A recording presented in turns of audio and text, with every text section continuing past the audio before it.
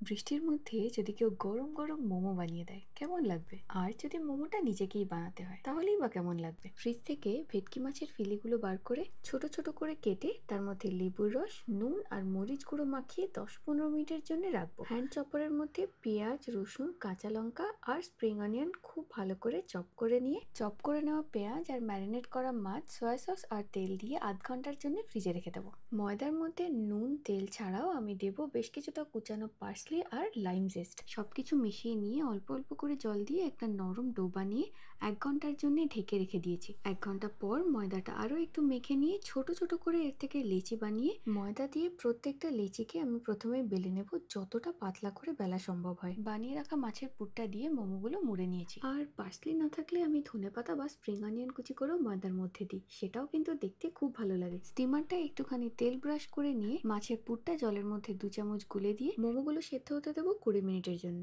একটা বাটিতে tomato, red chilli, green chilli, light soy, dark soy যত রকম সস আছে গুলে তেলের মধ্যে রসুন আর স্প্রিং অনিয়ন দিয়ে সসটা দিয়ে একটু নাড়াচাড়া করে মোমোর ফিলিংটা দিয়ে সেদ্ধ করা জলটা দিয়ে দেবো। গ্রেভিটা একটু ঘন হয়ে গেলে সেদ্ধ হয়ে যাওয়া মোমোগুলো দিয়ে নামিয়ে নেবো। কয়েকটা আমি ফ্রাইড মোমো বানিয়েছি, শুধু তেলে ভেজে নিলেই ফ্রাইড মোমো একদম তৈরি। চিলি অয়েল দিয়ে সার্ভ করেছি এই ফ্রাইড মোমো। বৃষ্টির দিনে বাড়িতে বানানো গরম গরম স্টিমড আর ফ্রাইড ফিশ মোমো, ফাটাফাটি।